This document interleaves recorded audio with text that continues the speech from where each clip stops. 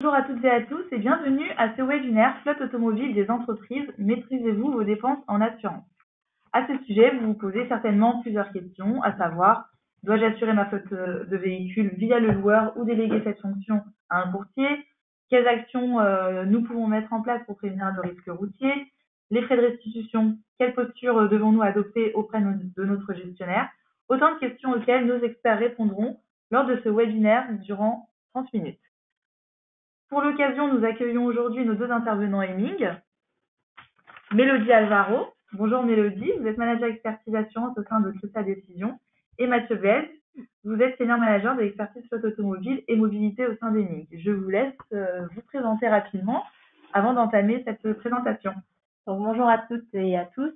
Mélodie Alvaro, je suis responsable de l'expertise assurance au sein de la filiale Cristal Décision du groupe Hemming et nous intervenons dans ce cadre sur l'audit des polices d'assurance IARD dont font partie les polices d'assurance automobile et nous sommes amenés à les renégocier avec les assureurs tenants de nos clients ou à mener des appels d'offres pour eux. Et Mathieu Blaise, bonjour à tous, donc senior manager chez Hemming et notamment en charge de l'équipe mobilité. Nous accompagnons nos clients dans l'optimisation de leur flotte automobile et de leur TCO, des clients qui ont de 50 à 12 000 voitures. Nous menons une quinzaine de missions par an et l'assurance et le risque en général est une composante importante du TCO, donc on travaille avec l'équipe de Mélodie sur ce sujet. Merci Mélodie et Mathieu. Ce webinaire est interactif. Vous pouvez donc poser toutes vos questions tout au long de la présentation. Nous y répondrons durant les 5 dernières minutes. Pour cela, vous n'hésitez pas à utiliser le petit pavé qui se trouve à droite de votre écran pour écrire vos questions. Et nous démarrons tout de suite avec vous, Mélodie. Tout à fait. Donc, pour commencer, quelques faits marquants concernant le risque routier. Donc, en 2018 et 2019, un bilan qui est assez lourd toujours.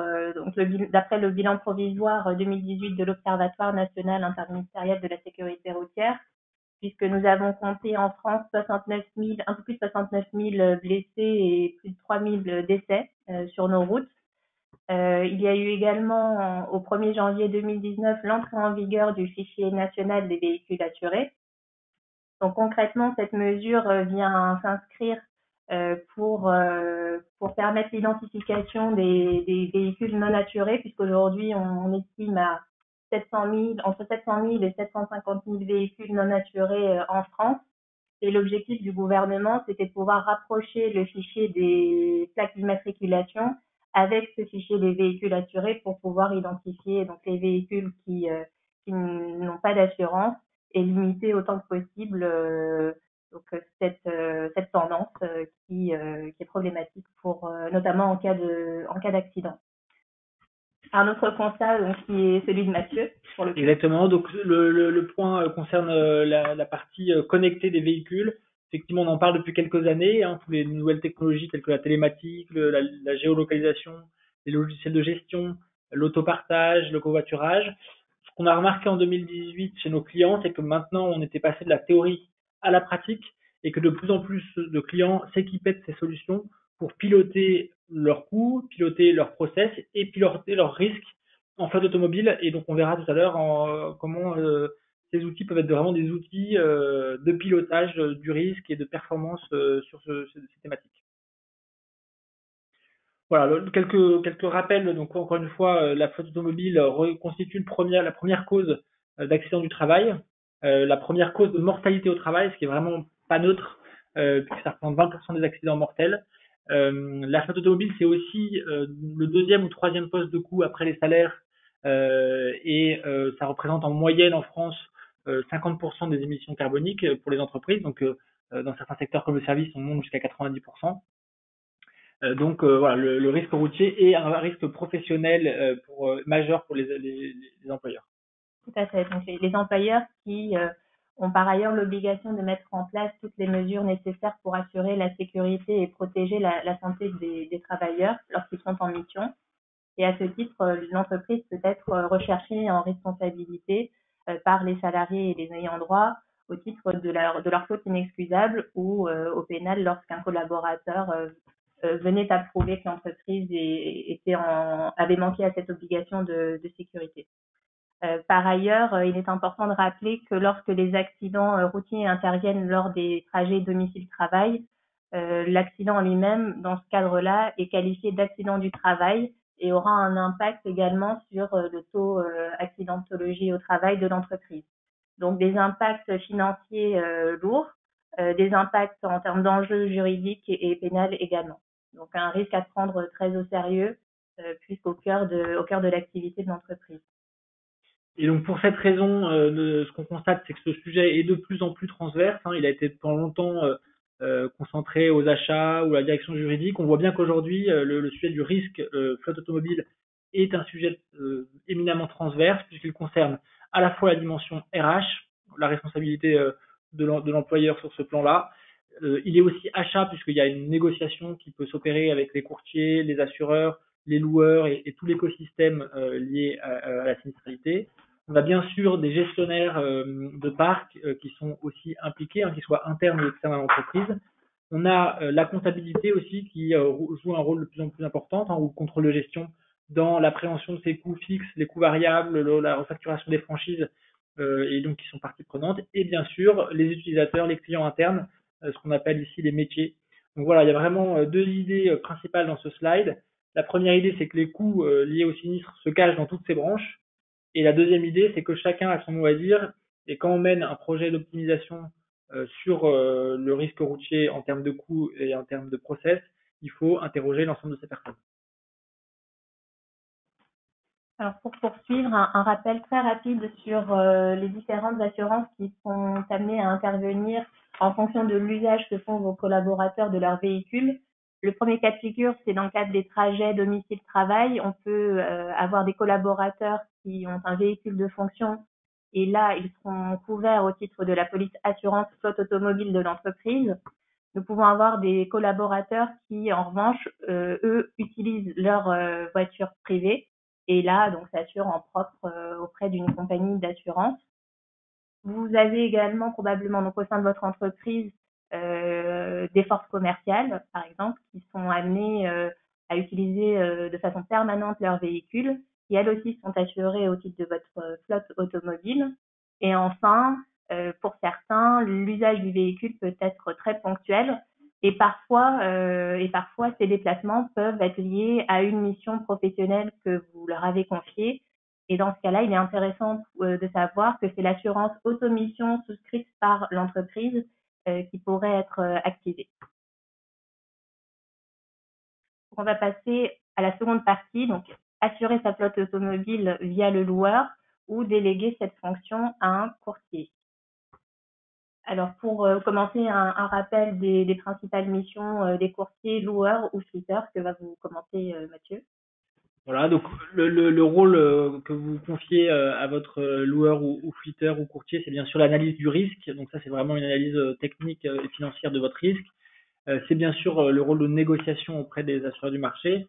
Et puis la mise en place opérationnelle de ces polices, la gestion des sinistres, toute la partie opérationnelle au quotidien, les mouvements de parc, etc. Donc dans ce slide, nous souhaitions vous montrer vraiment les grandes différences, puisque c'est une question qui intéresse vraiment nos clients. C'est est-ce que je confie mon assurance à mon loueur ou flitter ou à mon courtier. Donc juste pour faire la distinction loueur-flitter, loueur c'est quand vous louez votre parc soit en location avec option d'achat, soit en location longue durée. Et flitter c'est quand vous êtes propriétaire de votre parc, mais que vous avez quand même confié la gestion à un tiers. Donc côté loueur et flitter, ce qu'on remarque, c'est que c'est des solutions qui sont intégrées au package de location.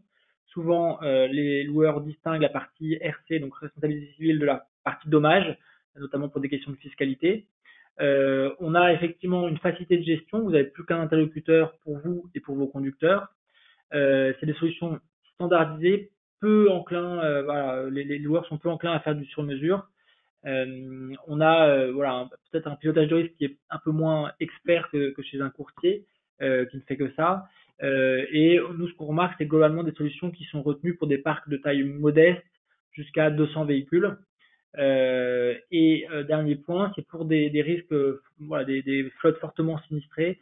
La solution du flitter loueur peut être intéressante puisque vous bénéficiez de l'effet mutualisation du loueur Voilà, certains loueurs ont des montages où ils mutualisent le risque sur l'ensemble de leur parc. D'autres le rendent individuel en fonction de leurs clients.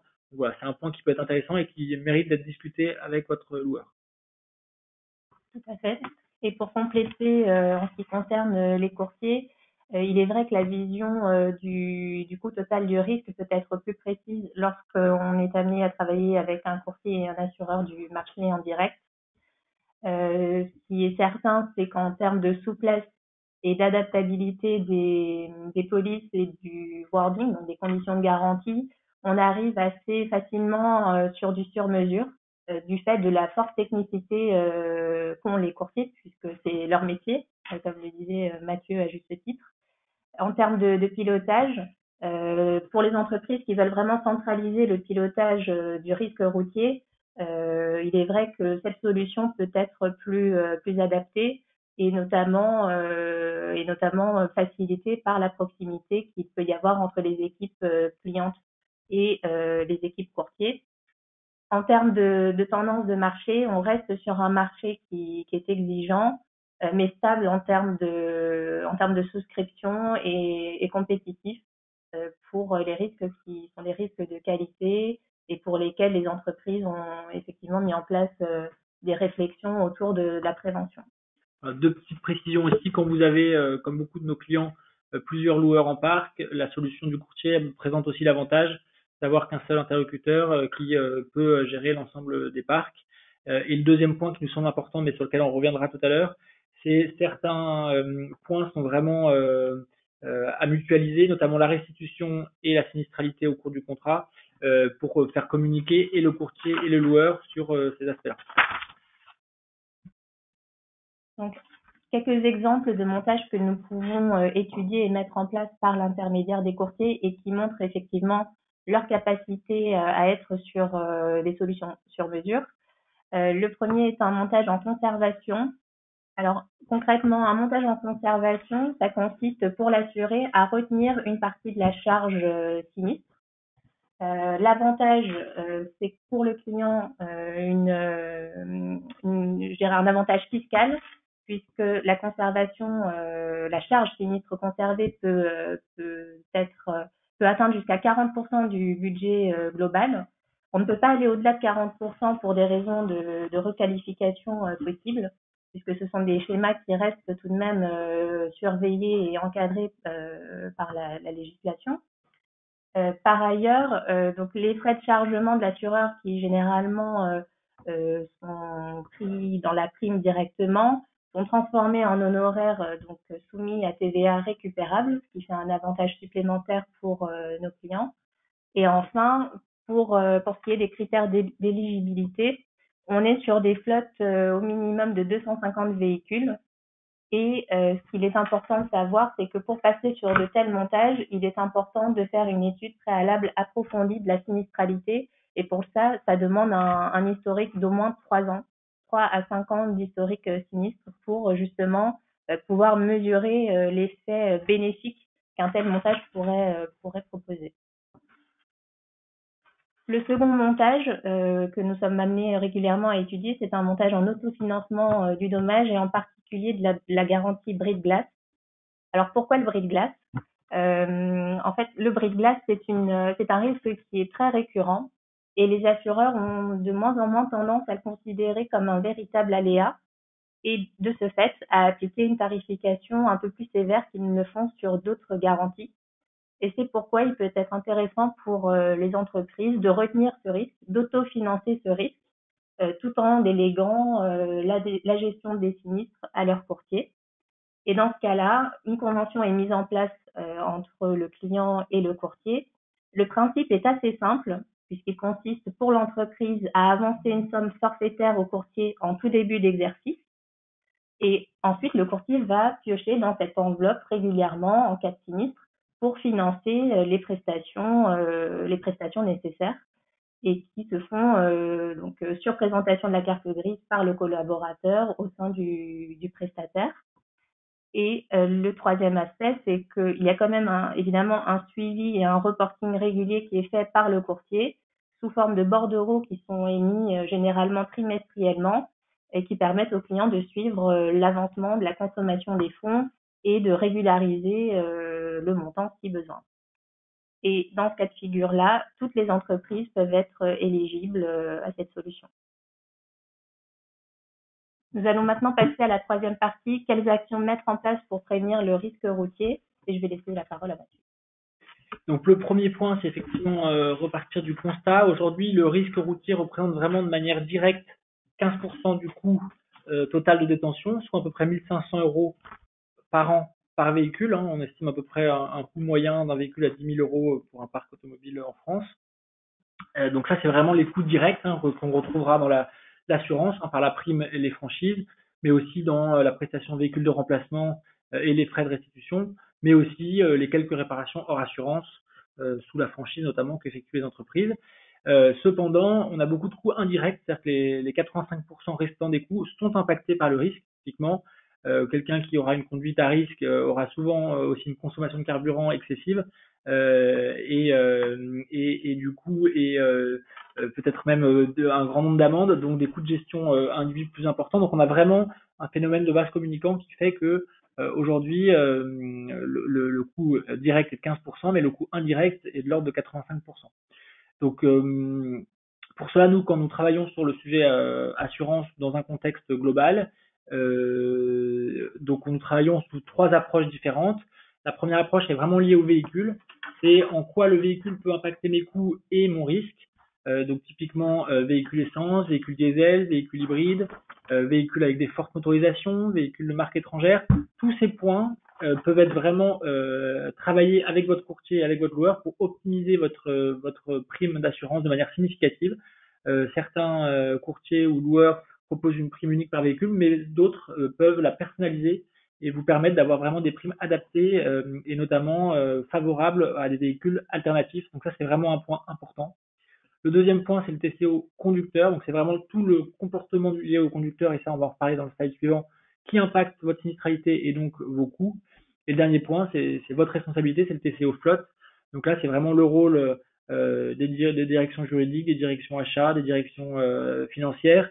C'est tout ce que vous mettez en place en termes RH, RSE et en termes de négociation pour optimiser votre sinistralité et votre couverture du risque.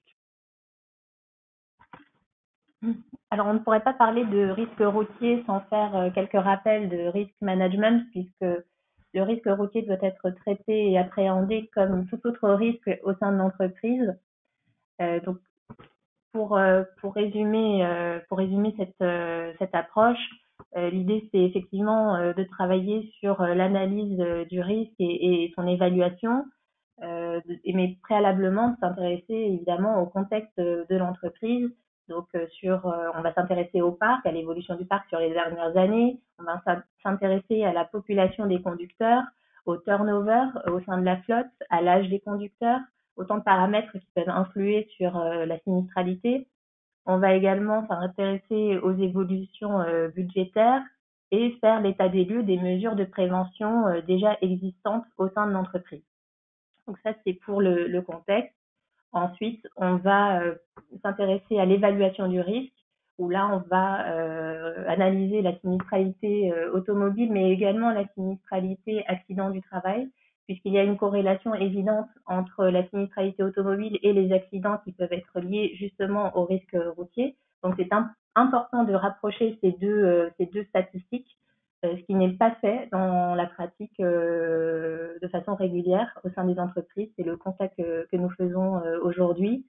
Nous étudions également la fréquence et la gravité et nous cherchons à identifier les multi-accidentés, donc les conducteurs qui ont une plus forte récurrence à avoir des accidents et qui, de ce fait, génèrent en proportion une charge sinistre élevée.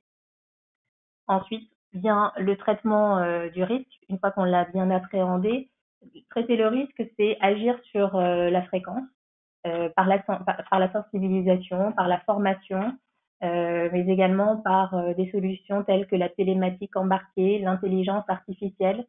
Une des craintes des entreprises, c'est cet aspect de flicage qui fait peur également aux conducteurs. Aujourd'hui, On observe que des prestataires ont beaucoup innové en la matière. On a aujourd'hui des solutions qui peuvent se trouver par des applications smartphone beaucoup moins intrusives que la télématique avec boîtier embarqué. Donc, ce sont des choses qui existent et sur lesquelles on a une vision aujourd'hui grâce aux missions que nous sommes amenés à piloter. Par ailleurs, donc, pour agir sur la fréquence et la gravité, il faut également, bien évidemment, former les multi-accidentés. Et on peut également envisager avec les entreprises de réfléchir à des solutions d'incentive pour créer une culture autour du risque routier, notamment par des challenges internes, le prix du meilleur conducteur, etc. Donc, tout un aspect aussi marketing qui est intéressant au sein de l'entreprise et qui génère l'adhésion de l'ensemble des effectifs. Le préalable à toute démarche de risk management, ça reste naturellement une implication forte de la direction générale. Ça conditionne vraiment le succès du plan de prévention que vous seriez amené à mettre en place au sein de votre entreprise. Il y a également un point important, c'est toute la surveillance qui est nécessaire une fois que vous avez mis des actions en place, puisque c'est ce qui va vous permettre de mesurer les résultats liés à ces actions et à réajuster les actions si besoin à un moment donné parce que les résultats ne sont pas tout à fait ceux escomptés. Et en termes d'impact côté assurance, toutes les actions qui sont mises en place en prévention ont, de notre expérience, un impact positif immédiat, à la fois sur la sinistralité, mais aussi sur la prime d'assurance. Donc, c'est un cercle vertueux que d'investir dans la prévention. Voilà. Et puis peut-être un point complémentaire sur cet aspect-là. Nous, ce qu'on constate, c'est que les mentalités ont beaucoup évolué sur toutes ces technologies comme la télématique, la prévention d'une manière générale, et que les IRP avec qui on travaille dans le cadre de nos missions sont beaucoup plus ouvertes à ces changements qu'elles ne l'étaient il y a encore 2 ou 3 ans. Donc dernier point donc de cette présentation, la partie frais de restitution. Effectivement, vous êtes nombreux à chaque fois vous poser la question du lien entre la sinistralité et la restitution, qui n'est pas souvent évident. Donc là, on voulait vous mettre en avant quelques bonnes pratiques qu'on met en place chez nos clients et qui sont génératrices d'économie et aussi de justice, j'ai envie de dire, entre les salariés. Donc le premier point, c'est de bien sûr bien négocier avec vos loueurs les frais de restitution. Donc aujourd'hui, il y a eu une grande évolution là-dessus. Le chiffrage, les chiffrages se sont professionnalisés, ils sont réalisés par des experts indépendants, souvent Macadam et Decra. Donc ça, on vous invite à bien négocier ces frais, c'est-à-dire de bénéficier d'abattements en fonction de l'âge et du kilométrage du véhicule, et éventuellement de franchises et de remises supplémentaires de la part des loueurs. Donc ça, c'est vraiment la première de nos recommandations. La deuxième recommandation, c'est vraiment de réaliser un vrai arbitrage entre réparer le véhicule avec votre assurance, réparer hors assurance si les réparations sont minimes, ou restituer en l'état en fonction de vos négociations loueurs. On a vraiment des cas où il faut mieux restituer le véhicule en l'état, vous ferez des économies. Ça, c'est la deuxième recommandation. La troisième recommandation, c'est vraiment de réaliser ce qu'on appelle une pré-restitution, c'est-à-dire 2 ou 3 mois avant la restitution définitive, d'établir par un garage ou par un expert indépendant un chiffrage préliminaire qui vous permettra de réaliser l'arbitrage.